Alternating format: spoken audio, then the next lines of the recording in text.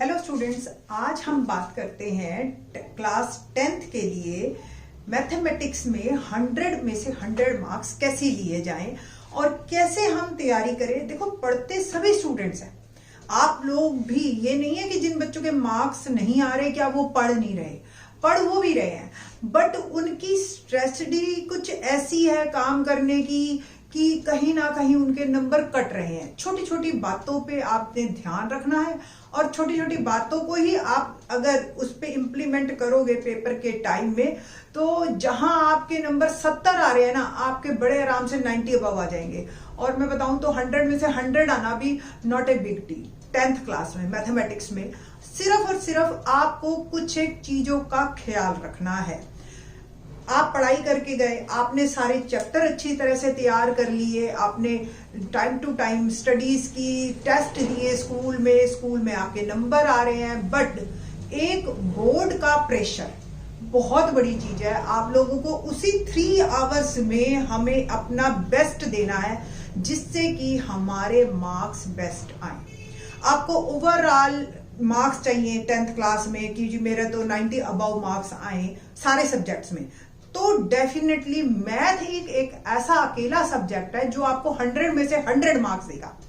Maximum बच्चों के जो आप देखो, अगर जो 90 अबव वाले स्टूडेंट्स होते हैं उनके मैथ में 100 में से 100 मार्क्स होते हैं। अगर उनकी आप मार्कशीट उठा के देखो तो आपको 100 में से 100 मार्क्स कैसे लेने हैं।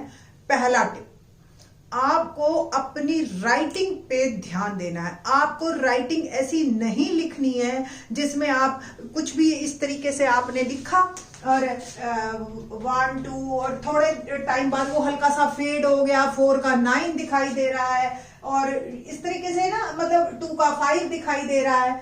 तो कुछ बच्चों की ये प्रॉब्लम आती है जब हम मार्किंग करते हैं, तो ऑब्वियस आप भी देखते हो कि बोर्ड के पेपर 1 महीना पड़े रहते हैं और फिर उसके बाद उसको वो ओपन करते हैं, तो कहीं ना कहीं आपकी राइटिंग प्रॉब्लम भी आपको मार्क्स कटवा देती है आपके।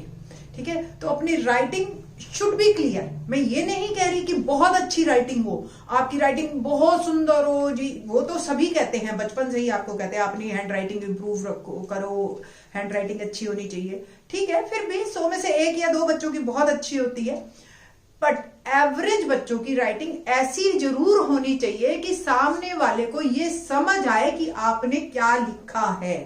ये ना हो कि आपने 2 लाइनों के स्पेस में 4 लाइनें घुसा दी और कहा नहीं मेरे को तो मार्क्स मिल जाएंगे, देखो जी सब कुछ लिखा हुआ है, मैंने तो सब कुछ लिखा है। अरे सामने वाले को समझ तो आए कि आपने क्या लिखा है। 1 थिंग। सेकेंड थिंग, आपको अपना चैप्टर हमेशा ज्यादा मार्क्स वाले से स्टार्ट करना है, सेक्शन डी से स्टार्ट करना है। सेक्शन डी से क्या होता है, आप लोगों का एक बड़ा क्वेश्चन है। वो बड़े क्वेश्चन में आप लोग शुरू में जब हम पेपर स्टार्ट करते हैं, मेंटल पीस होता है हमारे पास, भगवान का नाम लेके हमने स्टार्ट किया अपना पेपर, तो हम शुरू में हर पॉइंट को लिखते हैं क्वेश्चन के अंदर। अब क्या होता है, शुरू में तो हमने क्वेश्चन को बड़े अच्छी तरह से इलैबोरेट करके काम किया, बट बाद में जब हमारे पास आधा ही घंटा रह जाता है और पेपर ज्यादा बच गया, तो फिर हम स्पीड खींचने लग जाते हैं, फिर हम स्टेप्स को खाने शुरू कर देते हैं, है ना।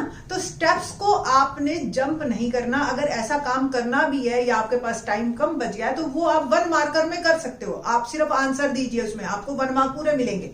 बट अगर 6 या 5 मार्क वाले क्वेश्चनों में जो बड़े हैं, 6 मार्क का 12th में आता है और 5 मार्क का 10th में आता है, तो ये जो है आपके ये जो बड़े क्वेश्चंस हैं, अगर इनमें आप स्टेप्स नहीं लिखेंगे तो आपके नंबर कटेंगे।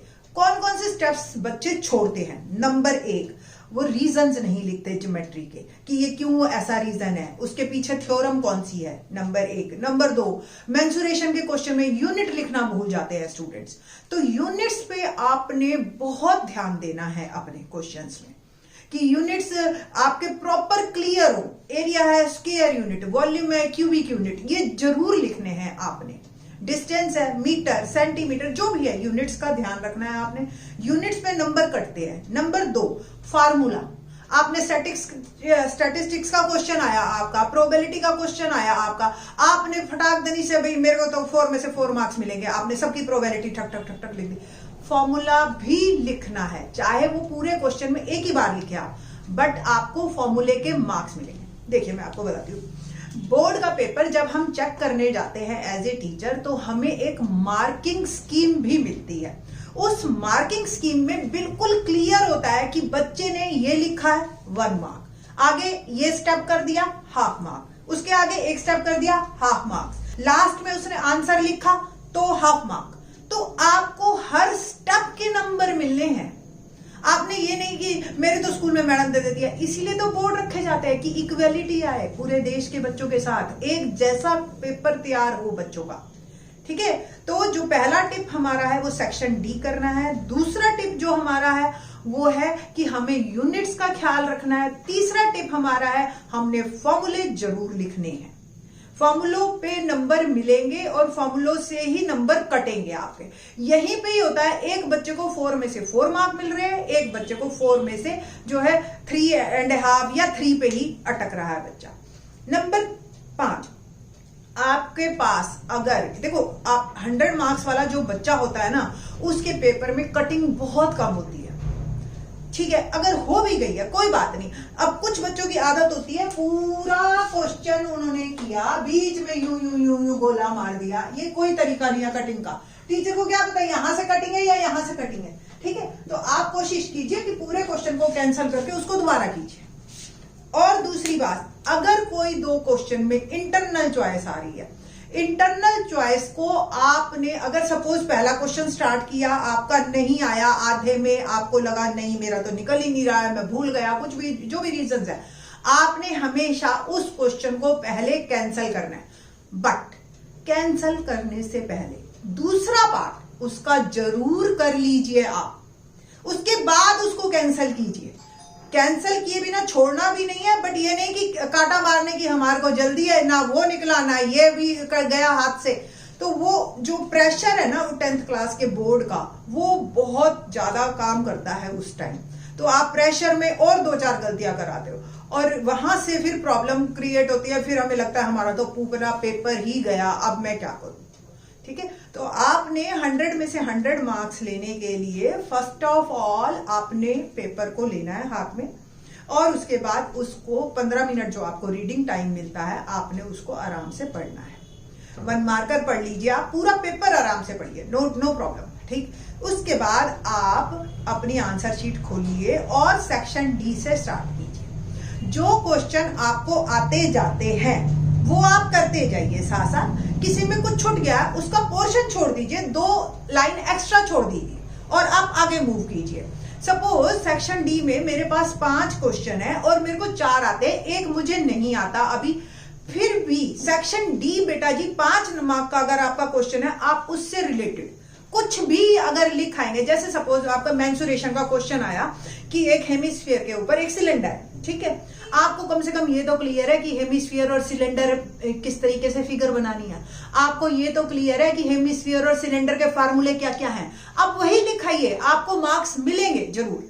टीचर वहां पे मार्क्स देने के लिए ही बैठा है, आप कुछ लिख के तो आइए। आप बिल्कुल ब्लैंक छोड़ाएंगे तो फिर आपको टीचर मार्क्स नहीं दे पाएगा, है ना। तो आप उससे रिलेटेड, जैसे वॉल्यूम, आपको ये तो समझ आ रहा है ना कि इसमें वॉल्यूम निकालना है, इसमें आयतन निकालना है, तो आप वॉल्यूम ही लिखाइए कि कम से कम वॉल्यूम के फॉर्मूले तो मुझे पता है। फिर आपको जो गिवन है वो तो समझ आ रहा है, आप वो लिखाइए। क्लियर। जैसे सपोज क्वेश्चन आ गया जी, एक सर्कल है, सर्कल के 2 टेंजेंट बनाने हैं, आप रफली फिगर तो बना के आइए कि मुझे ये तो पता है टेंजेंट किसे कहते हैं, मुझे ये तो पता है सर्कल ड्रॉ करना है। ठीक है, और उससे रिलेटेड 2 थ्योरम भी मुझे याद है। ठीक, तो इस तरीके से उससे कनेक्टेड क्वेश्चन जरूर करके आइए। वो बाद में है, पहले उसकी स्पेस छोड़ दीजिए। सेक्शन डी के 5 या 6 जो भी आपके अभी जो नया फिर से पैटर्न एक बार आएगा, तो वो जो है उसके अकॉर्डिंग आपने सेक्शन डी के सारे क्वेश्चंस की प्रॉपर जगह छोड़ देनी है। इसके बाद आप मूव करेंगे सेक्शन सी में। सेक्शन सी जो है हमारे पास, उसमें 4 मार्कर क्वेश्चन है, 6 या 7 क्वेश्चन आते हैं। सेम प्रोसीजर हमने 5 वाला 4 में करना है और एक एक लाइन तो जरूर लिखनी है उस क्वेश्चन से रिलेटेड, बिल्कुल ब्लैंक नहीं छोड़ के आना है हमने। और जो 100 में से 100 वाले वो तो उनको क्लियर है कि वो उनको सारा काम करना है, यूनिट्स का ख्याल रखना है, उनको फॉर्मूले भी लिखने हैं, नकल मारने पे कम ध्यान देना, अपना जो आता है उस पे कंसंट्रेट करो और लिखते चले जाइए बस आप। सेम सेक्शन बी पे आप प्रोसीड करेंगे, रीजंस लिखने होते हैं, और फिर आखिरी में सेक्शन ए। मेरा जो कैलकुलेशन है उस हिसाब से 1 नंबर के क्वेश्चन के लिए 1.5 मिनट हमें मिलता है। उसके बाद भी रिवीजन के लिए जैसे हमें टाइम बच जाता है, तो डोंट वरी, आपके पास पूरा टाइम है अगर आप पूरी तरह से कंसंट्रेट होके काम करते हैं अपना। आपकी जो मटेरियल है आपके पास, वो पेन चलते होने चाहिए, अपनी पेंसिल शार्प होनी चाहिए, अपनी कंपास होनी चाहिए आपके पास। ये सारे काम आपको पहले ही करके रखने हैं, और फिर आप पीसफुल माइंड से काम कीजिए। कटिंग्स को कम कीजिए, कटिंग कोशिश करो, अगर हो भी गई है तो कट करके उसको नए सिरे से शुरू करो, ताकि टीचर भी अच्छी तरह से समझे। आपका जो भी लिखा है वो क्लियर हो। जितना टीचर आपके क्वेश्चन को आराम से पढ़ लेगी, उतने आपको ज्यादा नंबर देगी। ठीक है, तो ये छोटी छोटी बातों का ध्यान रखें और आप 100 में से 100 मार्क्स लेके आएंगे। इसी पे ही बेस्ड मैं 10th क्लास का डिलीटेड सिलेबस और इससे रिलेटेड अब पेपर स्टार्ट करेंगे हम, और उसमें आपको प्रैक्टिस करनी है। 10th 12th दोनों क्लासेस के लिए मैं बता रही हूं कि आपको सिंपल अब प्रैक्टिस पेपर खरीद लेने हैं। हर रोज का एक पेपर नहीं तो आधा पेपर, हाँ 1/4 पेपर जरूर करिए। 4 डेज में भी एक पेपर आप कर लेते हैं तो 1 मंथ में आपके पास 8 पेपर तो आपके पास बन ही जाएंगे। 8 पेपर अगर आपने किसी भी सैंपल पेपर में से कर लिए, 8 पेपर्स, एक एक क्वेश्चन करना है, इंटरनल चॉइस वाला भी करना है आपको। फिर उसके बाद 9 से देखना आपके रिपीट होने स्टार्ट हो जाएंगे क्वेश्चंस। कहाँ है इतने सारे क्वेश्चंस? इतने सारे क्वेश्चंस है ही नहीं जो बनते हैं। आप एक, मेरे हिसाब से तो 8 भी नहीं, 5 पेपर आप कर लीजिए। 5 पेपर के बाद आपकी रिपीटिशन स्टार्ट हो जाएगी, आपका टाइम बचने लग जाएगा। इसी तरीके से अगर आप तैयारी करेंगे तो आपके 100 में से 100 मार्क्स आएंगे। एनसीईआरटी आपको अच्छी तरह से एक एक क्वेश्चन आना चाहिए। नहीं भी किया है तो उसकी रिवीजन साथ साथ चलाइए, बट पेपर की प्रैक्टिस जरूर। पेपर में कैसे लिखना है, पेपर में कैसे काम करना है, अपनी टीचर से जाके चेक करवाइए कि मैंने ये पेपर किया है, मैम प्लीज चेक कर दो कि इसमें मेरे को कुछ और तो नहीं लिखना।